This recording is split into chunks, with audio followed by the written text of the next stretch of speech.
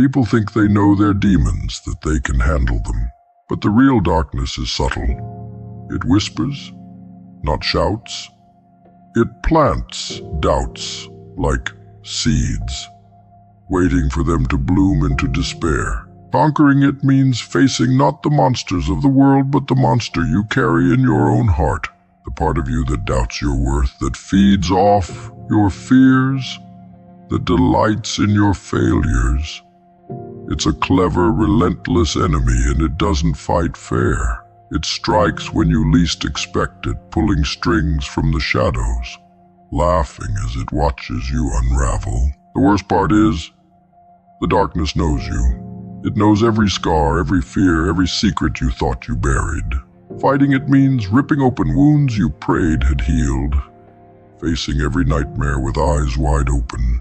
It means embracing the parts of you that you despise, the parts you've been hiding from for years. People think strength is about brute force, about never feeling fear. But real strength comes from confronting the shadows without flinching, from staring into the abyss and refusing to blink. Only those who can do that stand a chance of conquering what lurks within. Control is an illusion, a comforting lie we tell ourselves to feel safe. But the darkness thrives on chaos, on the cracks in that illusion. It waits for moments of weakness, for cracks to form, and then it seeps in like a poison. Conquering it means learning to master chaos, to become the eye of your own storm. You don't banish the darkness. You harness it, shape it, bend it to your will. Only then can you walk through fire without being consumed. Carry the weight of your sins without being crushed by them. Humor in the face of darkness is another weapon, one that few have the guts to use. Laughing at your own demons, mocking the shadows that once terrified you, robs them of their power. The darkness hates humor. It's a tool of defiance, a reminder that you are still alive, still fighting. But the humor isn't lighthearted. It's sharp, dark, and cutting. It's the laugh of someone who has faced oblivion and found it wanting, who has suffered and survived, who mocks the very idea of defeat. The darkness doesn't know how to handle that. It feeds on fear, not laughter. The shadows will try to convince you that surrender is the only option, that it's easier to let them take over, to give up the fight. But surrender's a lie, a pretty poison that tastes sweet at first. Conquering the darkness means never letting it win, never giving it the satisfaction of your defeat. It means rising bloody and bruised every time you fall. It means clawing your way out of the abyss, 1 inch at a time, even when every part of you screams to let go. The darkness is relentless, but so are you. There's a kind of freedom in facing your own darkness, a twisted liberation that comes from knowing the worst parts of yourself and choosing to fight anyway. No more running, no more hiding. The battle scars become part of you, reminders of every time the darkness tried to drown you and failed. Some wear their pain like chains, others wear it like armor. Those who conquer their darkness know how to turn weakness into strength, how to transform pain into power.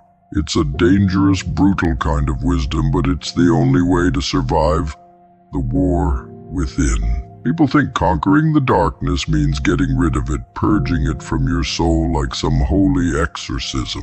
But the reality is far more complicated. The darkness never leaves. It never fades away entirely.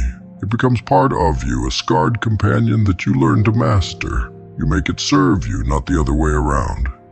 You become a creature of balance, both light and dark, capable of navigating the shadows without losing yourself. The fight never truly ends, but each victory makes you stronger, more resilient, more terrifyingly powerful. There are those who try to ignore their darkness, who pretend it doesn't exist. But ignorance is weakness, a liability in a world that shows no mercy. The darkness doesn't disappear just because you ignore it. It festers, it grows, and when it finally erupts, it devours everything. The wise face it head-on, unafraid of what they might find. They tear down the facade, confront every ugly part of themselves, and refuse to be ruled by it. Conquering the darkness within means embracing the shadows, wearing them like a second skin, and never apologizing for it. It's about learning to live with the chaos, to thrive in it, to use it. The world fears those who have conquered their darkness because it knows they cannot be easily broken. Human existence has always been about one thing: kindling a light in the darkness of mere being. But the darkness is cunning, a force that doesn't just sit idly by and wait to be illuminated. It fights back, wrapping itself around hope, choking out dreams, whispering that the light is not worth the struggle. Yet the struggle is everything. The light we seek isn't handed to us, it's forged, beaten out of the raw materials of suffering and strife. The purpose of living isn't to bask in the glow of comfort, but to ignite a flame so powerful it keeps even the blackest of shadows at bay. Facing problems is where it begins. The world prefers shortcuts, the easy path, a trail of lights that lead away from darkness rather than through it. But that way leads nowhere. Growth, real growth, isn't a walk through fields of certainty. It's a crawl through the mud, a fight through the shadows, a plunge into the unknown where every step could be your undoing. We resist this because we are creatures of habit, terrified of losing control. We beg for guarantees, for clear-cut answers, clinging to the illusion that safety can be found in the shallow pools of light. But safety is a lie. Only in the heart of darkness can the fire within us be truly tested and strengthened. The results we crave, victories, breakthroughs, moments of triumph, come at a price. They don't appear in a world of daylight and comfort. They are born from nights spent battling demons, from the uncertainty that comes when you are stripped of everything you thought you knew. To emerge from darkness transformed, one must be willing to enter it fully, to stand in its abyss and light the flame. But this is a task that requires more than courage. It demands enlightenment, a fierce clarity that comes only from knowing who you are and what you're willing to sacrifice. It is a test of consciousness, a reckoning with the self. The problem with most is that they try to fight darkness with weakness, with half measures and fleeting desires for safety. But darkness laughs at weakness, it devours it. To penetrate the void, to make your mark, you must summon every ounce of enlightenment you possess, every shred of strength and wisdom. It's about tearing away illusions, casting aside every excuse and comfort that holds you back. The light you carry must be blinding, not a flicker but a blaze. The shadows fear nothing less, and they know that only the truly prepared, the ones who wield their own consciousness like a weapon, will ever stand a chance of surviving. Obscurity is the realm of those who are afraid to commit.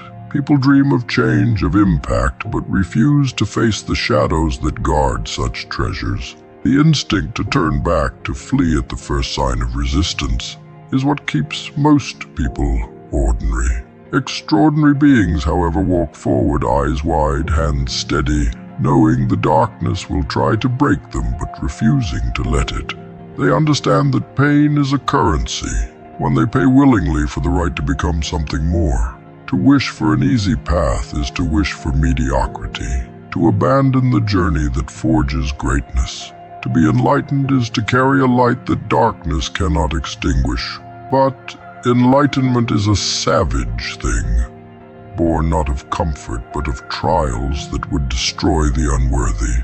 It requires more than understanding. It demands action, a ruthless commitment to grow no matter the cost. The mind must be sharpened, every thought forged to resist the pull of doubt. The light of mere being is a fragile thing, easily snuffed out, but the light of the enlightened soul is indomitable.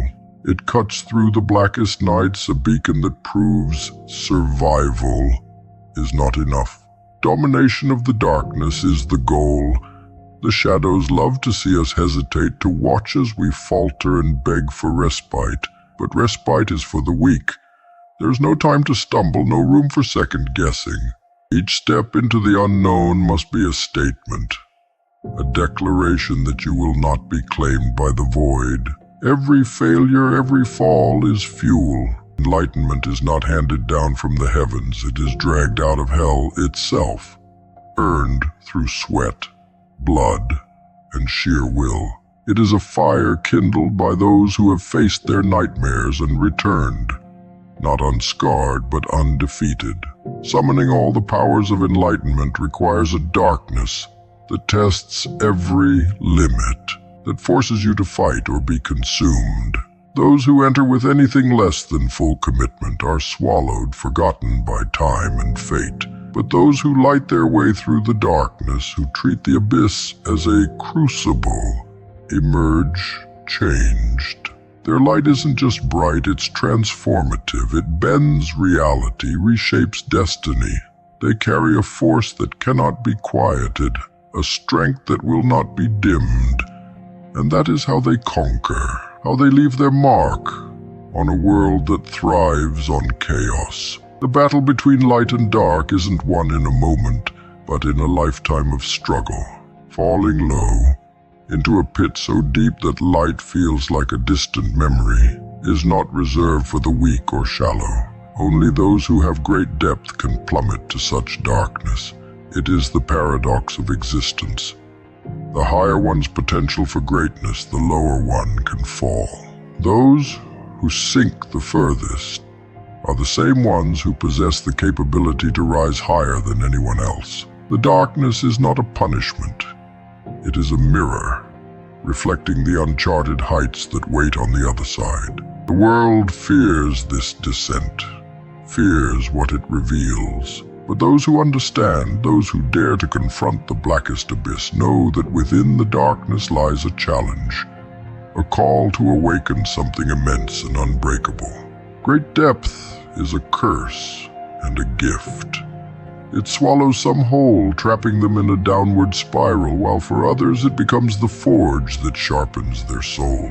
Falling is painful, brutal, a trial that strips away all illusions. It leaves one raw, broken, stripped of pride and hope. But it is in this shattering that potential begins to emerge, the potential to climb higher than those who never knew such darkness.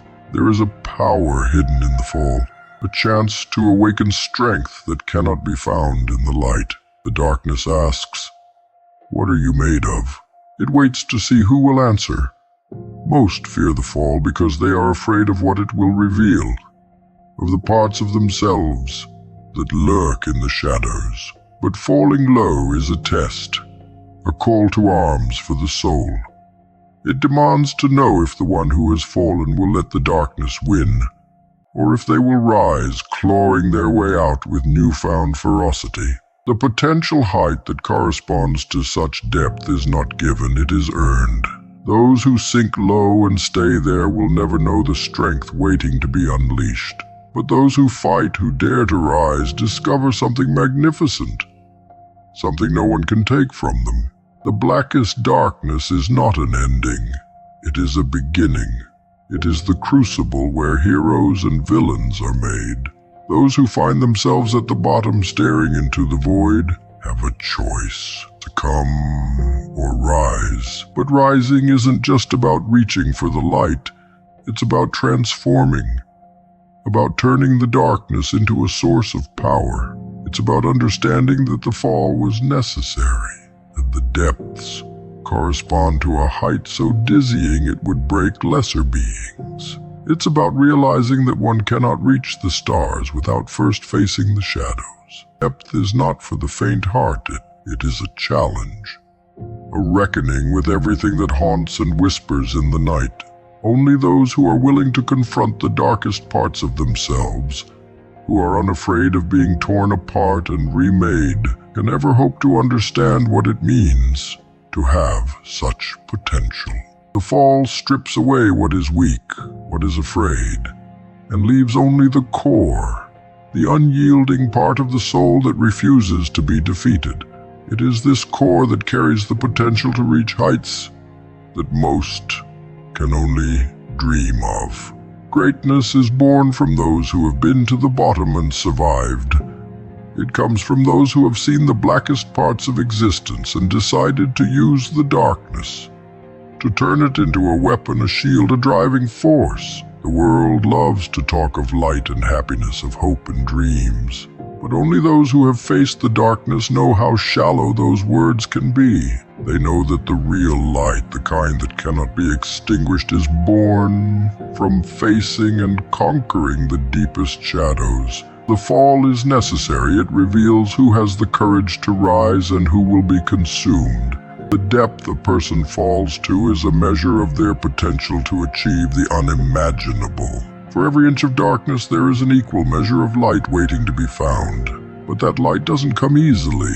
It must be fought for, claimed with a force that leaves nothing to chance. The climb back up, from shadow to sun, is a brutal, merciless ascent. Only those who respect the darkness, who know its weight and power, will find the strength to make it. What lies at the bottom of the abyss is not despair, but potential. It waits for those who are brave enough to confront it, who understand that their fall was a call to rise. There is no greatness without suffering, no power without sacrifice. The fall gives perspective, and the climb gives strength. But both demand an iron will, a refusal to surrender to the void. Those who emerge from the darkness do not just return to who they were. They become something else, something forged from struggle and lit from within. The world fears the depths, fears what it might find there. But those who have fallen know that the greatest heights are only reached by those who first sank to the bottom. They do not fear the darkness. They respect it.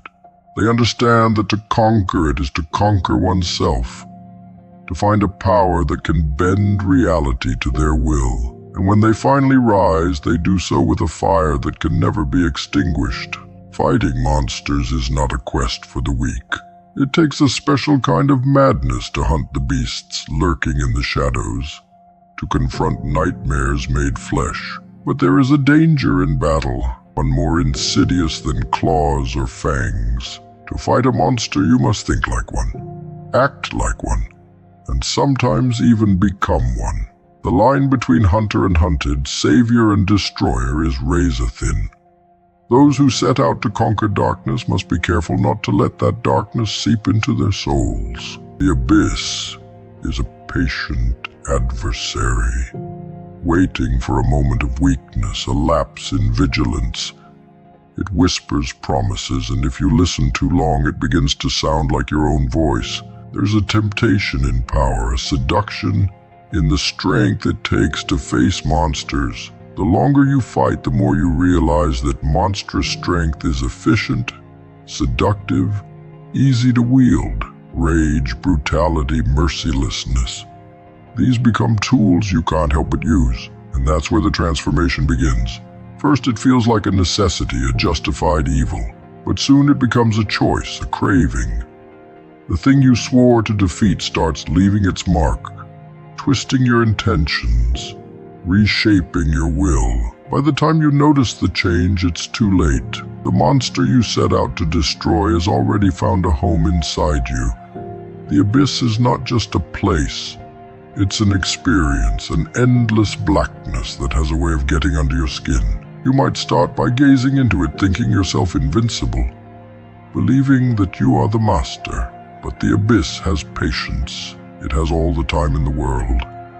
It waits for you to grow tired, to grow reckless, to grow curious. You can't stare into it without expecting something to stare back. And when it does, when its gaze meets yours, it sees everything. Your fears, your desires, your darkest impulses. Holds up a mirror to your soul, reflecting all the things you try to hide, the shadows you pretend don't exist. This is where the true battle lies, not in defeating the monster, but in staying human while you do it. It's easy to forget that, to let the thrill of the hunt consume you. The abyss makes you believe that the end justifies the means, that strength is all that matters. But strength without a soul is a cage, and victory without restraint is just another form of defeat. Many have ventured into the darkness, thinking themselves immune to its pull, only to come out more twisted, more monstrous than the creatures they fought. It's a slow corruption, one that creeps in, inch by inch, until you are the very thing you swore to destroy. What is it about the abyss that calls to us? Maybe it's the promise of power, or maybe it's the challenge, the allure of facing something so completely void of light. But the danger isn't in the darkness itself. It's in what it reveals about us. The shadows have a way of amplifying our worst traits, showing us who we really are when stripped of hope and virtue. The abyss knows our secrets, our weaknesses, our capacity for evil. It tempts us, tests us, pushes us to see how far we are willing to go, how much of ourselves we are willing to sacrifice. And the deeper we stare, the more it beckons, inviting us to lose ourselves. The worst monsters are not the ones with claws and fangs, but the ones we carry inside. Fighting monsters on the outside is a distraction, a way to avoid confronting what lurks within. The abyss knows this, and it uses every trick to make you forget. It's not the monsters that destroy us, it's the lies we tell ourselves, the belief that we are above corruption, that we are too strong to be consumed. The abyss laughs at such arrogance, knowing that all it takes is a moment, a split second of doubt, of rage, of surrender, for the darkness to claim its prize. Some think they can outsmart the abyss, that they can play its game and win, but it is ancient, cunning, and it has devoured heroes far greater. You don't defeat the darkness by outwitting it. You conquer it by knowing your own limits, by understanding that to fight evil, you must first master yourself. The abyss is relentless, but so must be your light, your will to remain whole, to not become what you despise. It is a battle of endurance, a test of how long you can keep your humanity while surrounded by shadows that want to claim it. Every monster fought, every abyss stared into leaves scars. But those scars are not just reminders of pain, they are symbols of survival. They are proof that you faced what others would run from, that you refused to let the darkness define you. The abyss may have looked back, but it didn't break you. Yet the war is never truly over. The darkness waits always for a crack in your armor. The question is, how long can you keep it out? How long can you stand on the edge and not let it pull you under? Because the abyss never stops watching, never stops trying. It is a daily struggle to staying true, even when it would be easier to let the monster take over.